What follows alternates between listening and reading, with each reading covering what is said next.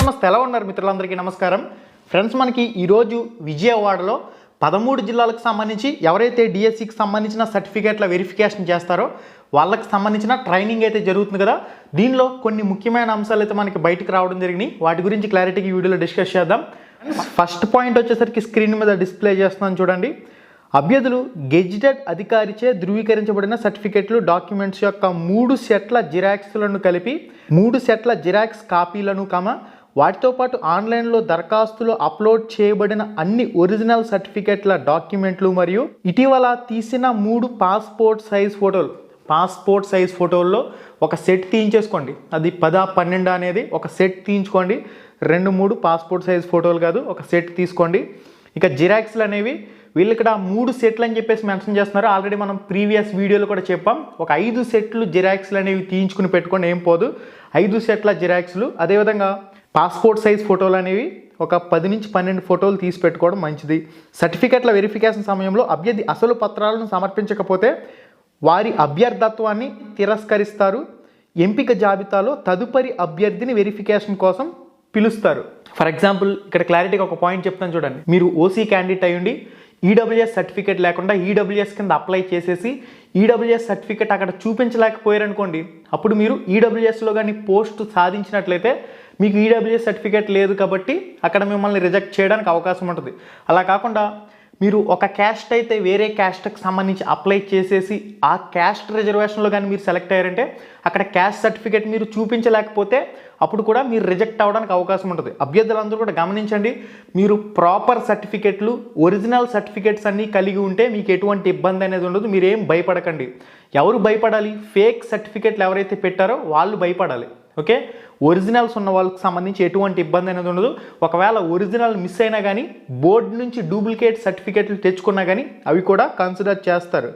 ఏదైనా అభ్యర్థి ఏ కారణం చేతనైనా ఈ పదవిలో చేరకపోతే ఆ పదవి తదుపరి డిఎస్సి నియామకానికి బదిలీ చేయబడుతుంది, అంటే క్యారీ ఫార్వర్డ్ అయిపోద్ది. ఒకవేళ మీకు డిఎస్సిలో జాబ్ వచ్చి సర్టిఫికేట్ల వెరిఫికేషన్కి వెళ్ళి మీరు జాయిన్ అవ్వలేదంటే అది క్యారీ ఫార్వర్డ్ కింద నెక్స్ట్ నోటిఫికేషన్కి వెళ్ళిపోద్ది. ఎటువంటి వెయిటింగ్ లిస్ట్ ఉండదంటూ కూడా మనకి ఒక పాయింట్లో మెన్షన్ చేశారు. మెగా డిఎస్సి 2025 నియామక ప్రక్రియ పూర్తయిన తర్వాత మెగా డిఎస్సి 2025 దగ్గర ఉండటానికి ప్రత్యేక జీవో జారీ చేయబడుతుందని చెప్పేసి కూడా ఒక పాయింట్లో మెన్షన్ చేశారు. ఇది గైస్, గెజిటెడ్ ఆఫీసర్ అటెస్టేషన్ అంటే ఏంటి అనేది కూడా చాలాసార్లు చెప్పడం జరిగింది. గెజిటెడ్ ఆఫీసర్ అంటే మీ స్కూల్ హెచ్ఎం ఎవరైతే ఉంటారో, గ్రీన్ పెన్ ఎవరికైతే ఉంటుందో వాళ్ళని మనం గెజిటెడ్ ఆఫీసర్ అని చెప్పేసి పిలుస్తాం. ఆ గ్రీన్ పెన్ ఉన్న మీ స్కూల్లో హెచ్ఎం ఉంటారు కాబట్టి మీ స్కూల్ హెచ్ఎం దగ్గరికి నీట్గా మీ ఒరిజినల్ డాక్యుమెంట్స్తో పాటుగా జిరాక్స్లు కూడా తీసుకువెళ్ళట్లేదు. వాళ్ళు ఒకసారి ఒరిజినల్ చెక్ చేసుకుని ఆ జిరాక్స్ల మీద సైన్ చేసి స్టాంప్ కొడతారు. దాన్ని మనం గెజిటెడ్ ఆఫీసర్ అటెస్టేషన్ అని చెప్పేసి పిలుస్తాం. ఈ విధంగా 3 సెట్ల మీద అటెస్టేషన్ అయితే చేయించాలంటూ కూడా ఒక పాయింట్లో క్లారిటీగా మనకి ఇక్కడ మెన్షన్ చేయడం జరిగింది. గెజిటెడ్ అధికారిచే ధృవీకరించబడిన సర్టిఫికెట్లు డాక్యుమెంట్ల యొక్క 3 సెట్ల జిరాక్స్ కాపీలు. ఓకే, మీరు 5 సెట్లు తీయించుకోండి, 3 సెట్ల మీద గెజిటెడ్ ఆఫీసర్ అటెస్టేషన్ చేయించండి నీట్గా.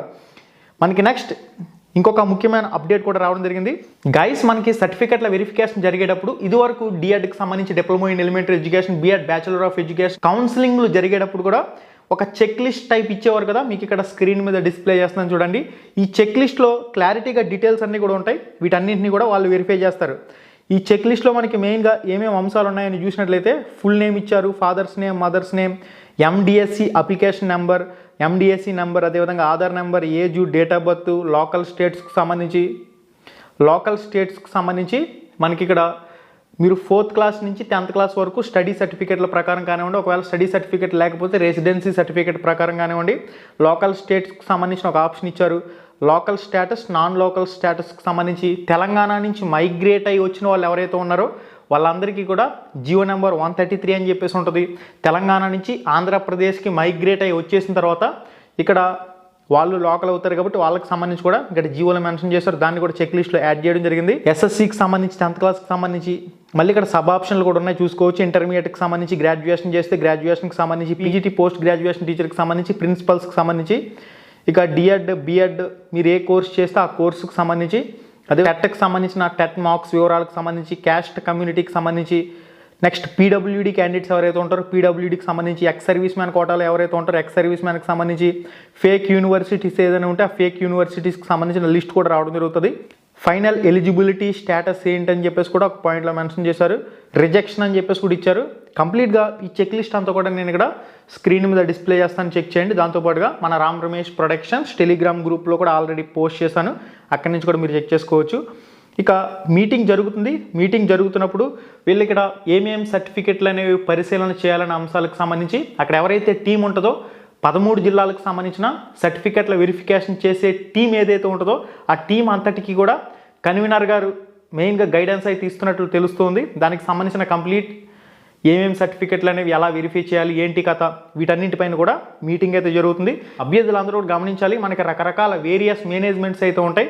ఇక్కడ మీకు స్క్రీన్ మీద డిస్ప్లే చేసేది వచ్చేసరికి గవర్నమెంట్ బాడీ, లోకల్ బాడీ, స్కూల్స్కి సంబంధించి ఎంపీపీ మండల ప్రజా పరిషత్, జడ్పీపీ జిల్లా ప్రజా పరిషత్కి సంబంధించి, దాంతోపాటుగా ట్రైబల్ వెల్ఫేర్కి సంబంధించిన పోస్టులు ఉంటాయి, జోయినల్ వెల్ఫేర్కి సంబంధించిన పోస్టులు ఉంటాయి, రెసిడెన్షియల్ స్కూల్స్కి సంబంధించిన పోస్టులు ఉంటాయి. ఈ విధంగా రకరకాల వేరియస్ మేనేజ్మెంట్ పోస్టులు అయితే ఉంటాయి. కాబట్టి ఆ పోస్టుల వివరాలు కూడా ఇక్కడ స్క్రీన్ మీద డిస్ప్లే చేస్తాను, మీరు అయితే చెక్ చేసుకోవచ్చు. మీకు ఎప్పుడైనా ఏదైనా డేటా వచ్చినప్పుడు అది ఏ మేనేజ్మెంట్కి సంబంధించిన పోస్టుల వివరాలు అనేది కూడా మినిమం అవగాహన లేకుండా చాలామంది ఉన్నారు. ఒకసారి తెలుసుకోండి కంప్లీట్గా ఏ మేనేజ్మెంట్లో ఎన్నెన్ని పోస్టులు ఉన్నాయి, ఏంటి అనేది ఎలా చెక్ చేసుకోవాలనేది కూడా ఆల్రెడీ నేను మన ఛానల్లో చాలాసార్లు వీడియో చేశాను. ఇక ఏమేమి సర్టిఫికెట్లు కావాలి ఏంటి అనేది కూడా ఆల్రెడీ సెపరేట్గా నేను మన ఛానల్లో వీడియో కూడా చేశాను. ఒకసారి సర్టిఫికెట్లకు సంబంధించి డౌట్ ఉన్నట్లయితే మన ఛానల్లో సెపరేట్గా నేను వీడియో చేశాను. ఆ వీడియో చూస్తే మీకు సర్టిఫికెట్లకు సంబంధించి ఎటువంటి డౌట్స్ అనేవి కూడా రావు. మనకి సర్టిఫికెట్ల వెరిఫికేషన్ జాబితాకు సంబంధించి అఫీషియల్గా వచ్చినట్లయితే వెబ్సైట్లో కూడా 13 జిల్లాలకు సంబంధించిన ఎవరైతే సెలెక్టెడ్ క్యాండిడేట్స్ ఉన్నారో సర్టిఫికెట్ల వెరిఫికేషన్కి సంబంధించి హాజరు కావాల్సిన అభ్యర్థులు ఉన్నారో వాళ్ళకి సంబంధించిన జాబితాలు అనేవి వెబ్సైట్లో కూడా అందుబాటులోకి రావడం జరుగుతాయి.